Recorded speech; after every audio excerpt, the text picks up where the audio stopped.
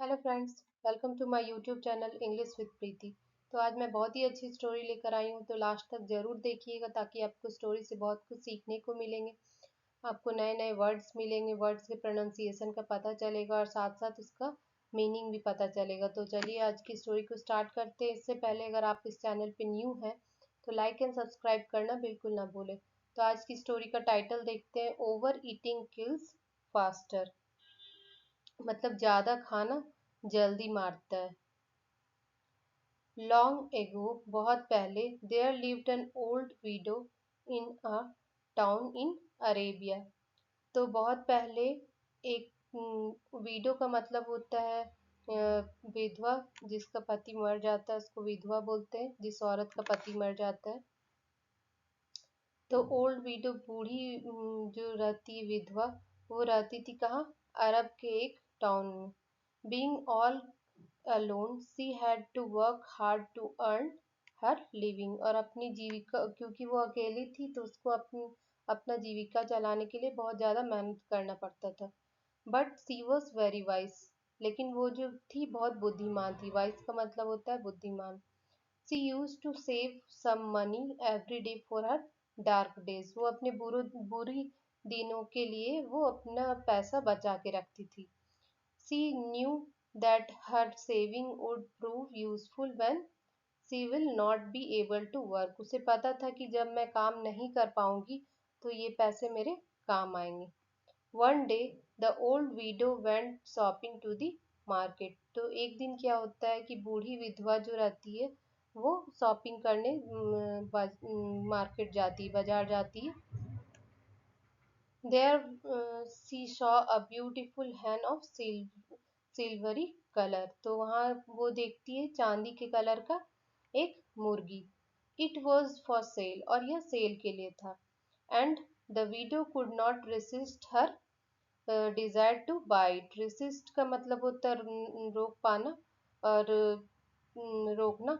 और डिजायर का मतलब होता है इच्छा। तो वो अपनी इच्छा को नहीं मार पाई और अ, उस मुर्गी को खरीद ली।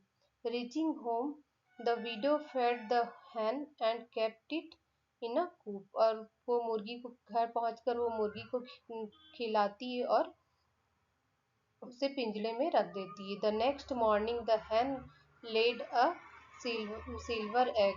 और दूसरी सुबह वो सिल्वर का एग देता है, मतलब चांदी का एक एग देता है, अंडा देता है। How glad the old widow was to see this wonder.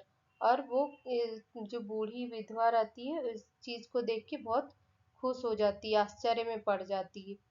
It went on for many days. और इस तरह से कई दिनों तक चलता रहा।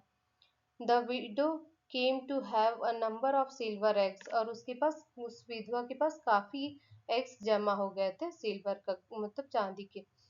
सी stopped working for others as the eggs brought her enough money for her. तो ये अंडे से उसको बहुत मतलब पैसा हो जाता था, कि इतना कि उसका जीविका चल जाता था।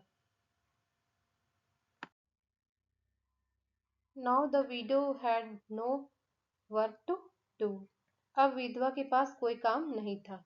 So her brain began to work in a rebellious manner. तो अब जो है सो इसलिए उसका दिमाग जो था अब शैतानी तरीके से काम करने लगा। सी थॉट, वो सोची, why only one egg every day. क्यों सिर्फ हर दिन सिर्फ एक अंडा क्यों? If I feed the hen more, it will certainly lay more eggs daily। अगर मैं मुर्गी को ज्यादा खिलाऊंगी तो वह रोज जरूर ज्यादा अंडे देगी। From then on, और तब से, the widow started feeding the hen several times a day। और फिर उस दिन से जो विधवा थी वो ज्यादा से ज्यादा उसे खिलाना स्टार्ट कर दी। This over feeding caused the hen to fall ill due to indigestion। और इस तरह से जो जो मुर्गी थी वो उसको अपच हो गया। The silly women could not follow the point. और मूर्ख, सिली का मतलब होता है मूर्ख। मूर्ख महिला बात को समझ नहीं पाई। and went on overfeeding the hen. तो इस तरह से जो वो मुर्गी को खिलाई जा रही थी. So it stopped laying eggs at all, और इस तरह से वो मुर्गी अंडे देना बंद कर दी. Even this did not open the eyes of the old widow, और उसके बाद भी उसे समझ में नहीं आया, और वो खिलाई जा रही थी, उसकी आंखें नहीं खुली. She kept feeding the hen till it died, और इस तरह से वह खिलाती रही जब तक वह मर नहीं गई hen. चिल्ड्रन, बच्चों, remember that over eating is far more dangerous than under eating. याद रखो कि ज्यादा खाना कम खाने से ज्यादा खतरनाक है. इट अपसेट्स द डाइजेशन, और ये जो है पाचन तंत्र को खराब कर देता है. And leads to several disease, और कई बीमारियां भी लाता है. Moral, overeating kills more than hunger. तो ज्यादा खाना भूख से ज्यादा मारता है. तो मुझे तो ये स्टोरी बहुत ही अच्छी लगी. अगर आपको अच्छी लगी होगी तो लाइक एंड सब्सक्राइब जरूर करिएगा. Thank you.